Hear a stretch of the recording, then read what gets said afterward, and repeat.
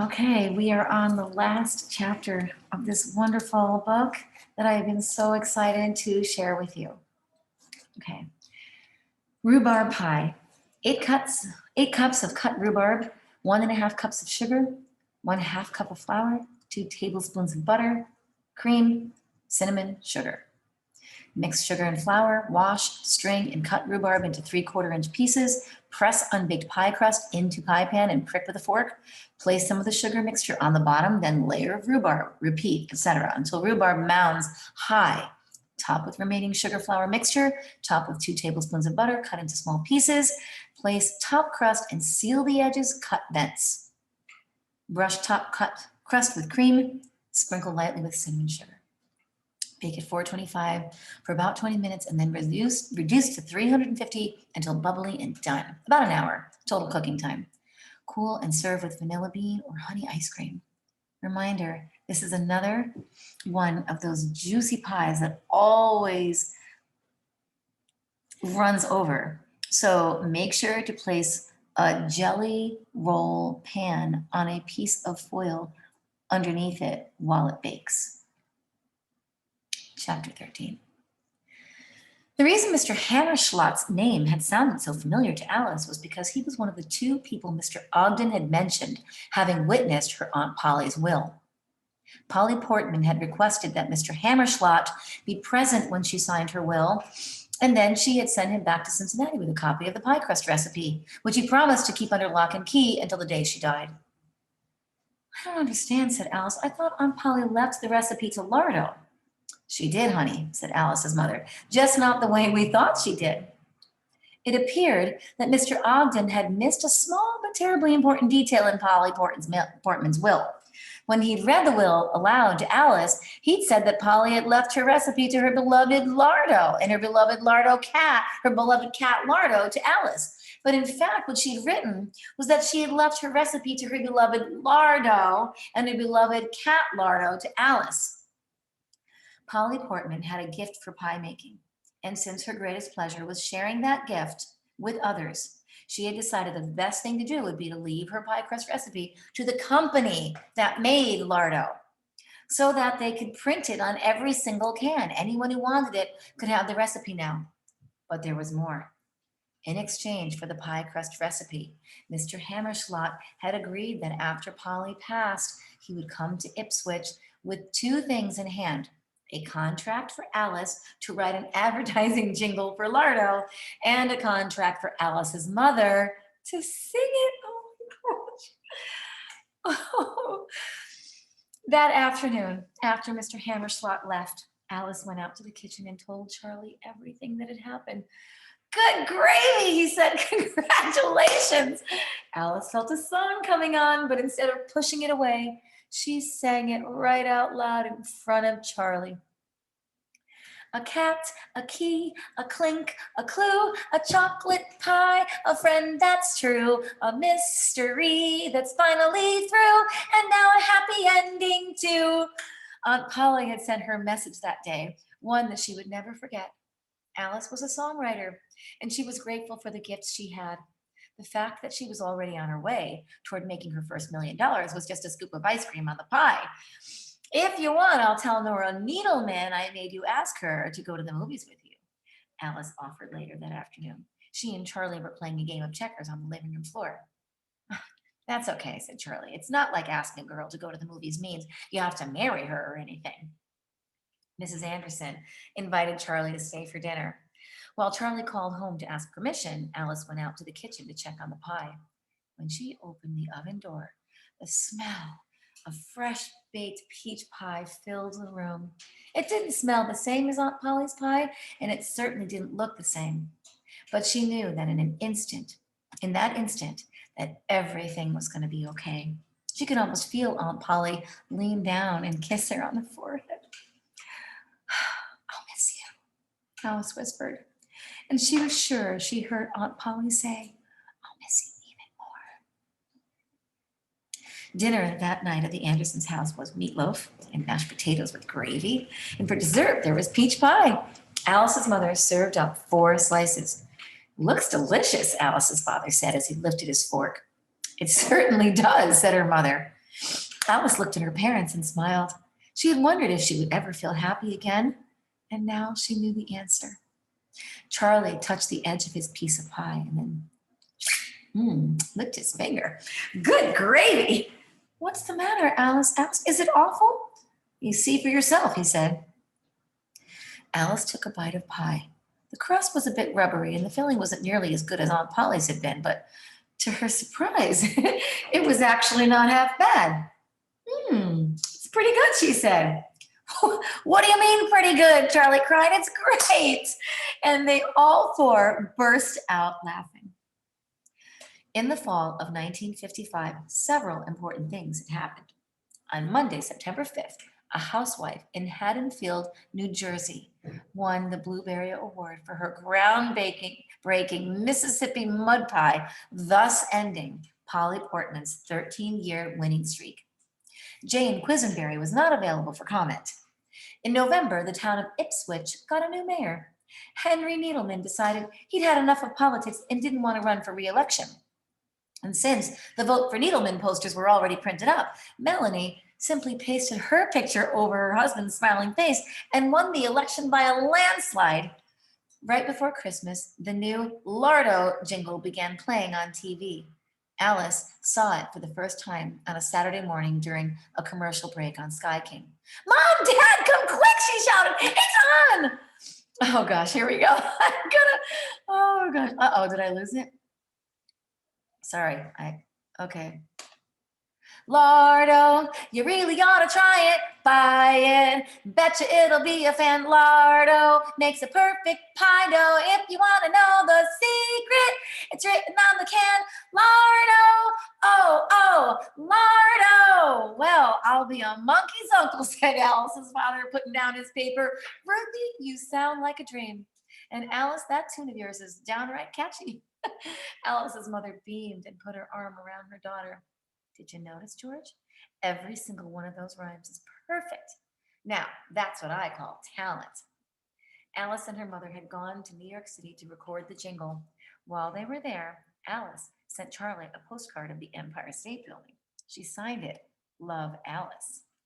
When they returned home, Ruth Anderson went straight to Reverend Flowers to ask if maybe they could use another voice in the choir. She'd also started singing in the shower, which made everyone in the Anderson household very happy, especially Lardo, who sometimes liked to sing along. Polly Portman had spent her whole life expressing gratitude for the gift that she'd been given. She baked pies for the pure joy of it and delighted in the pleasure it brought to others. Alice could only hope that she would be able to live up to that example that had been set for her. Sitting on the couch that December morning, snuggled between her parents, Alice decided a good place to start might be right where her Aunt Polly had left off. Thank you very much, she said to no one in particular, and she meant it with all of her heart. 4 years later. Peanut butter raspberry cream pie. A half a cup of peanut butter, a half a cup of powdered sugar, 2 cups of milk, 1 egg yolk, 3 tablespoons of flour, 3/4 of a cup of sugar, 1 teaspoon of vanilla, a pinch of salt, a small box of raspberry jello, 2 cups of raspberries, fresh or frozen, and whipped cream. Mix the peanut butter and the powdered sugar together until it forms little balls. Put the mixture on the bottom of a cooled pre-baked pie crust. Heat the milk in the saucepan. In a separate saucepan, combine egg yolk, flour, sugar, vanilla, and salt. Once milk is heated, slowly add to flour and sugar mixture in saucepan, stirring constantly. Continue stirring until mixture comes to a boil. Cool, then pour on top of peanut butter crumbs. Prepare a small box of red raspberry jello according to the package directions. Cool, and then add about 2 cups of raspberries to the jello. Can be fresh or frozen. Let jello cool and thicken slightly. It should be thick enough to be firm, but not so thick that it isn't pourable. Then pour on top of pudding. Add whipped cream and serve. Epilogue, August 1995.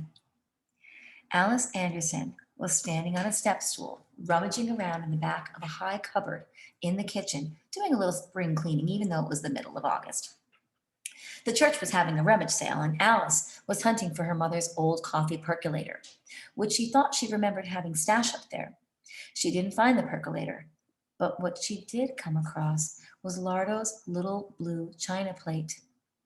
In science fiction movies, time machines are always depicted as complicated metal contraptions with flashlights and bundles of coiled wires coming out of the top.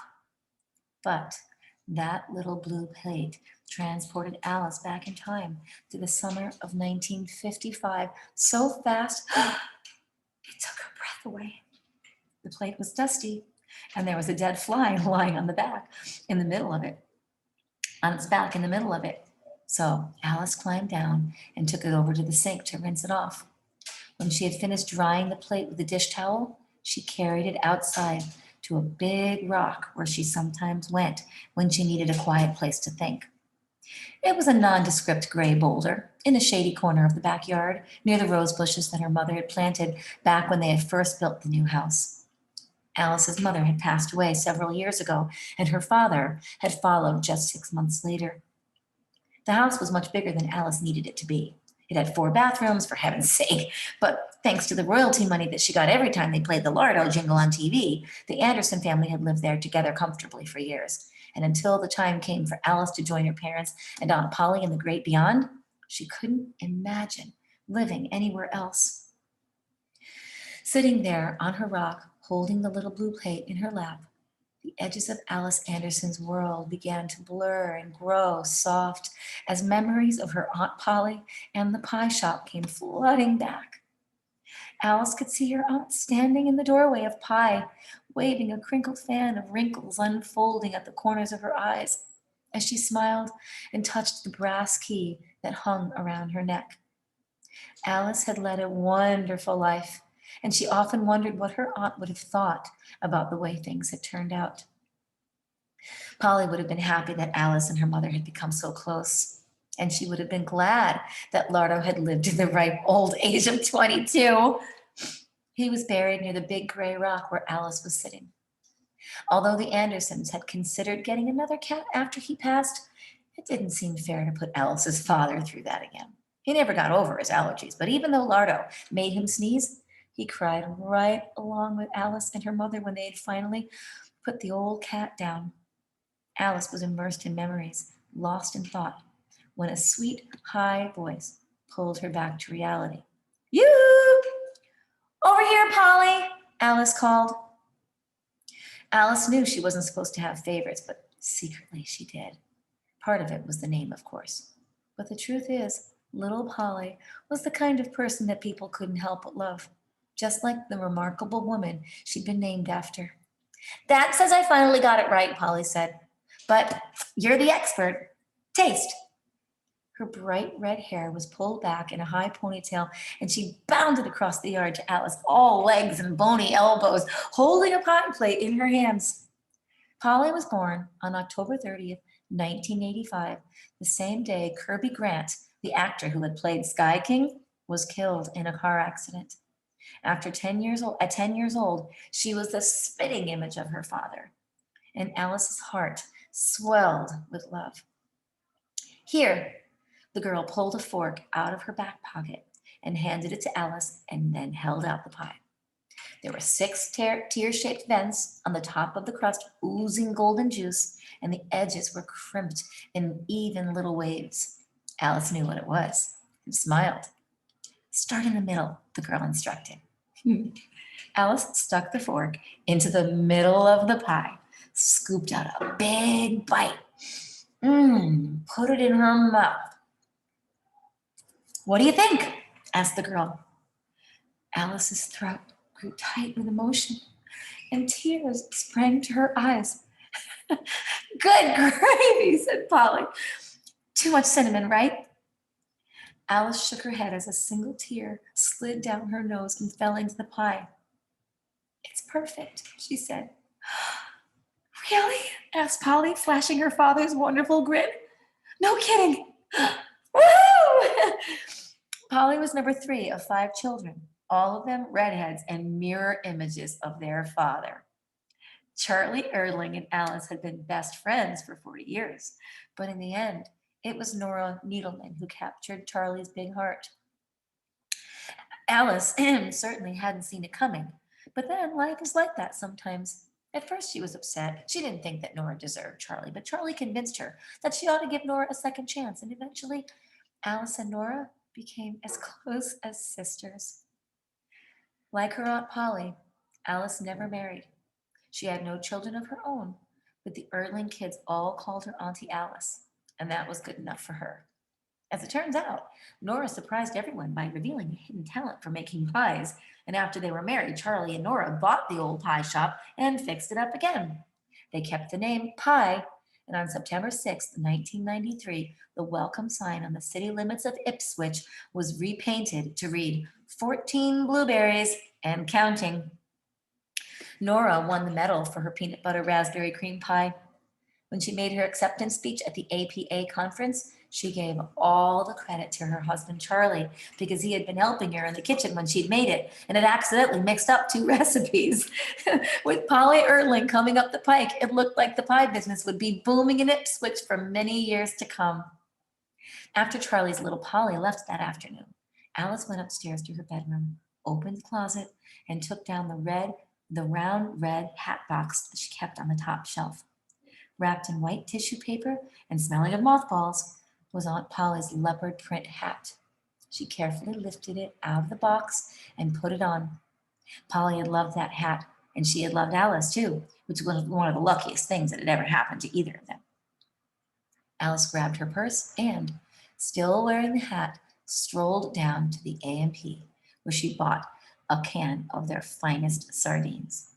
When she got home, she fried up 3 of the salty fish, laid them side by side on the little blue china plate, and carried it out to the spot where Lardo was buried.